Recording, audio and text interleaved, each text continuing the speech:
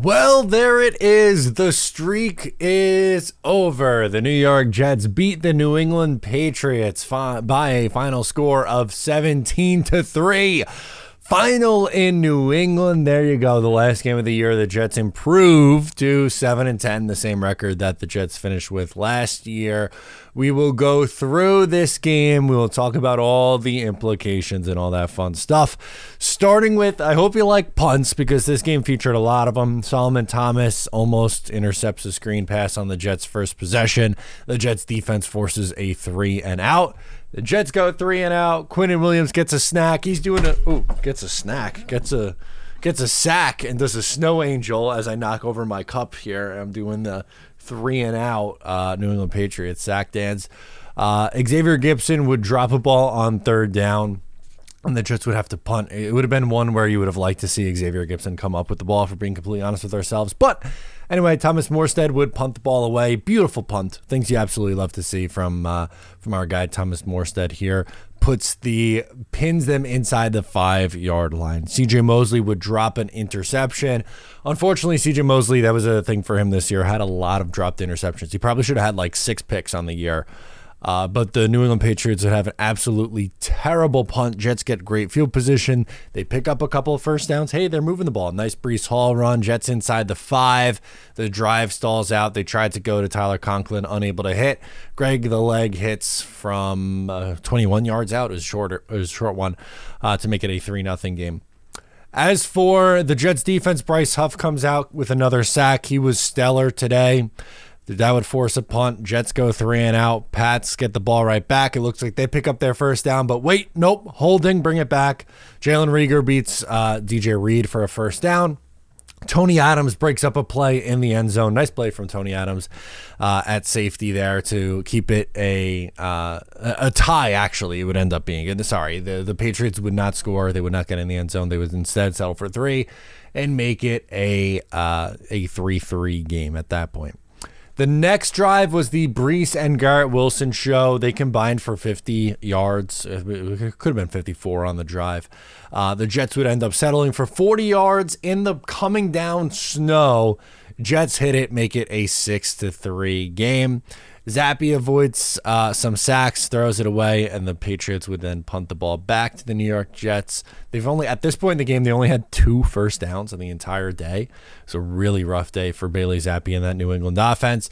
Breece Hall running hard at this point. The Jets would settle for 3 right before the half. No good. From 49, hit the upright. Greg almost got it to go. Impressive. In that weather, to get one up, and it kind of was like staying, hooking, and then boom, off the upright. So no one's going to crush him for missing that one. He was spectacular for the New York Jets this year. So 6-3 at the half. Out of the half, Jets go 3-and-out. Quinnen Williams comes up with another sack. He would force a punt. Garrett Wilson drop on third down, kills a drive. That's one that you would have liked to see Garrett Wilson come up with. He was unable to on that play. So again, unfortunately, Garrett Wilson unable to make that play. You get good coverage from both Sauce Gardner and Michael Carter to stop a drive by the New England Patriots. And then here's where, towards the end of the game, you get some interesting storylines and a little bit of chippiness. So Jabril Peppers hit Garrett Wilson late. He was able to walk off the field on his own, but was unable to return, evaluated for a concussion. You also lost Joe Tippmann on this drive. He would leave and have to get carted off. So hopefully nothing major there. I mean, I know it's the last game of the year, but don't want to see any major injuries in the final game of the year and have anything eat into mini camps and OTAs and all that good stuff. Breece Hall, by the way, on this same possession would go over 1,500 yards from scrimmage at that point. He had a great game. We'll go over some of the box score numbers as well at the end. Patriots would punt, then the Jets would punt, then the Patriots would punt. Jets, slow, boring drive, not much happening, just eating some clock. Would kick a field goal to make it a 9-3 game. You get Johnson and Huff combining on a sack. It would be 9.5 sacks for Bryce Huff at that point, 7 for Jermaine Johnson. Patriots end up getting the ball off of a turnover on downs. Breece Hall unable to pick up the 4th and 1. And then you would get honestly pretty hilarious drive or a sequence. So Bailey Zappi drops back, throws an interception to Ashton Davis, who is always around the football, but Ashton Davis would fumble it and the Patriots would recover. So he had a change of possession to the New York Jets. Jets fumbled, they get it right back, and then shortly thereafter, Bailey Zappi would throw an interception to this time Tony Adams. That one would stick. So the Jets get the ball there. And then Breece Hall goes on a long run for a touchdown, putting the Jets up 15-3. They would go for two. Hall again punches it in. Bang. Jets up 17-3 at this point.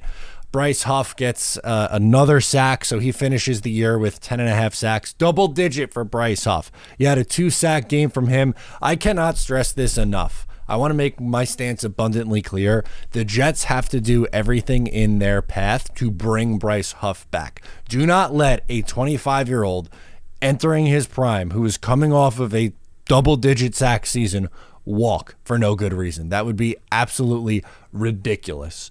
So that would do it. That was pretty much the end of the game at that point. Jets would get the ball back one more time. Breece Hall would get one more run and would end a big day. But a 17-3 win for the New York Jets wasn't a pretty quarterbacked day at all for either side. Trevor Siemian 8-20 for 70 yards. Gross. Oh my God. What a horrific stat line. No touchdowns, no pick. Bailey Zappi was 12 of 30, 88 yards, no touchdowns, 2 picks on the day. Breece Hall went for 37 carries, 178 yards, and a rushing touchdown. Israel Abanikanda, only 3 carries. Would have liked to see Izzy get a little bit more run, but 37 carries for Breece Hall is just an absolutely ridiculous number. Garrett Wilson, your leading receiver, 2 catches, 34 yards right there. So with the 178 yards on the ground, Breece Hall finishes just under 1,000 rushing yards on the season. He went in with 816, so not a math guy, never claimed to be, but let's do a little quick math. 816 plus, what was the number that I said it was? 178? 178 is, plus 178 is 991. So almost 1,000 yards in what was a down year for Breece Hall, right? In his first year off the ACL, in an offense that had arguably the worst quarterback room in the football and one of the worst offensive lines in football, and not much help behind him. So Breece Hall, alien. Garrett Wilson, alien. Jets are 7-10, and as it currently stands, if you go on over to Tankathon, the New York Jets, with that win, are picking 9th in the NFL draft. Depending on what happens here, they could move down to 12th, theoretically, depending on what happens with Chicago and Vegas. But it looks like at an absolute maximum, they could end up picking 9th here. The New England Patriots are the 2nd pick in the NFL draft. So at this point, it looks like they're going to be in Drake May camp. Whatever. Again, I'm not getting myself all bent out of shape over that at this point. Maybe, who knows, maybe 5 years from now I am, but at this point I'm not. So let me know your thoughts on this game down below in the comments. I'm Matt O'Leary. Subscribe if you're new for the last game of the year. Really bummed that this season ended the way that it did, but I'm not going anywhere. Make sure to stay tuned to the channel throughout the offseason. Mock draft coming tomorrow. We'll react to Robert Saleh's press conference as well, and more content as we head through January. Thank you so much. I'm Matt. I'll catch you next time.